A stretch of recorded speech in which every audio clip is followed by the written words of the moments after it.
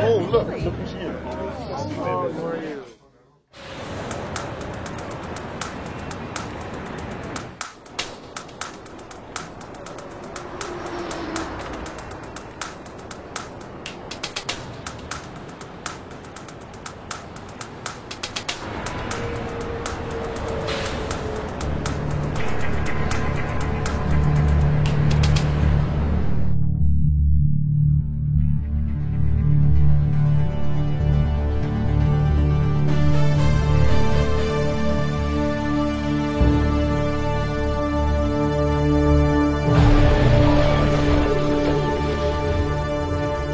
Global Lottery prépare la 3e saison du jeu mondialement connu, le Killer. Un grand spectacle avec à la clé $1 million pour le vainqueur. Ce tournoi, devenu véritable phénomène de société, se déroulera en partie à Paris ainsi que dans 4 grandes villes du monde. Des joueurs triés sur le volet, athlétiques, très intelligents. Un ordre de mission à respecter scrupuleusement, des adversaires à éliminer, des règles strictes à suivre. Comment? Eh bien tout simplement grâce à une puce nouvelle génération implantée directement sous la peau des candidats, capable de renvoyer les images et le son produit par tout appareil électronique alentour. PC, smartphone, caméra de surveillance, vers un centre de contrôle directement basé à Tokyo. Tout cela est-il sans risque? Nous vous révélons aujourd'hui les coulisses de ce qui pourrait bien être le jeu le plus audacieux de tous les temps.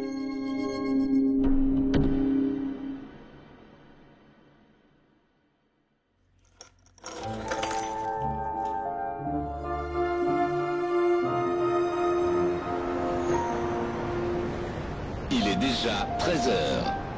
L'info en continu. Alors le jeu du Killer, on vous présente plus évidemment, énorme succès, $1 million à gagner. Seulement, il y a le revers de la médaille, beaucoup de blessés déjà.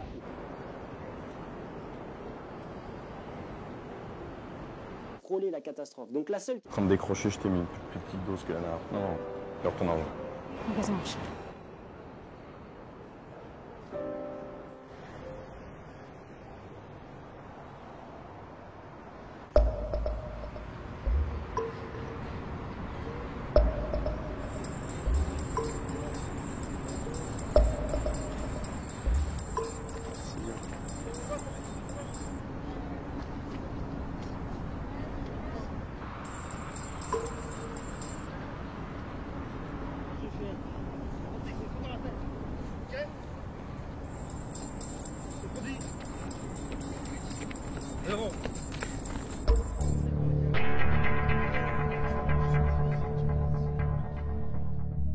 On leur demande est-ce que vous êtes globalement heureux dans votre vie.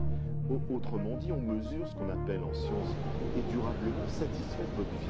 Donc on pose une question qui concerne non pas un moment présent, mais un état global.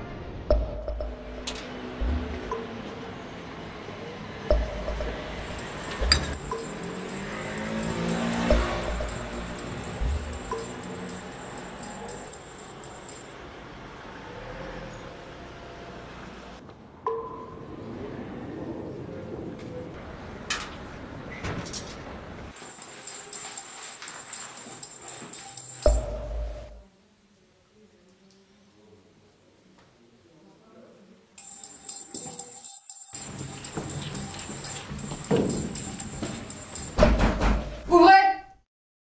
Police! Police, ouvrez s'il vous plaît! C'est pourquoi? J'ai quelques questions à vous poser. À quel sujet? Laissez-moi rentrer, ça vaut mieux pour vous, croyez-moi.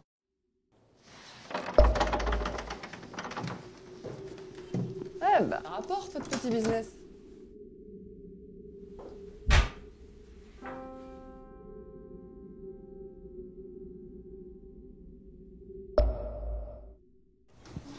Eh ouais. On vient de la retrouver là, elle est morte. Elle est morte. Hum. Et j'ai quoi à voir avec ça au juste? Ok, tu le prends comme ça. Alors Axel, en fait on a deux options là. Parce que ça, c'était Monica Bellagio. C'était une super flic. Tu vois, elle faisait partie de la maison, elle voulait rentrer au GIGN. Et puis elle a pas pu, quoi. Donc, soit tu me dis tranquillement maintenant ce que tu foutais chez elle, en fait, 1 heure avant sa mort. Soit je t'embarque. Et puis là, c'est au poste que tu vas t'expliquer avec plein de petits copains avec qui t'auras passé la nuit en cellule. Tu vas voir, c'est hyper sympa. C'était hier. Je suis arrivé en bas de son immeuble vers 11h30. On s'est rencontrés dans une salle de sport. On a eu tout de suite un bon feeling. Je la connaissais pas plus que ça, mais elle avait l'air très très sympa. Elle voulait que je lui rende un service. Elle m'a demandé de s'occuper de son ordinateur. Un virus. Mais c'est plutôt d'elle dont je me suis occupé. On a passé de longues heures ensemble et quand je suis parti, elle dormait paisiblement. Ok, j'en ai marre. Alors, tu vois, comme médecin légiste, la mort remonte à 1 heure environ après ton départ. C'est moche, hein? Ouais, moi aussi, quand je l'ai vu, j'ai eu envie de germer. Alors, techniquement, c'est un meurtre. De flics. Avec préméditation. Attendez, j'ai jamais voulu ça. Hein. C'est un accident. Et bien sûr. Enfin, attention. Parce que là, ça fait 30 ans quand même, incompressible. Mais qu'est-ce que vous... Arrêtez vos conneries, je vais pas aller en tôle pour un jeu. Pas sûr de comprendre, là, tu me parles de quoi? Il y a 100 joueurs au départ dans 5 pays différents. On était 20 à Paris. On a un ordre de mission et une cible, c'est tout. C'est juste un putain de jeu. Mais oui, c'est un jeu, putain, et puis ça a dégénéré. Je comprends. Mais arrêtez vos conneries, je... Non, je comprends, ça a dégénéré, c'est parti en cacahuète, t'as pas voulu, tu l'as tué, bon, ça va, il y aura des circonstances atténuantes.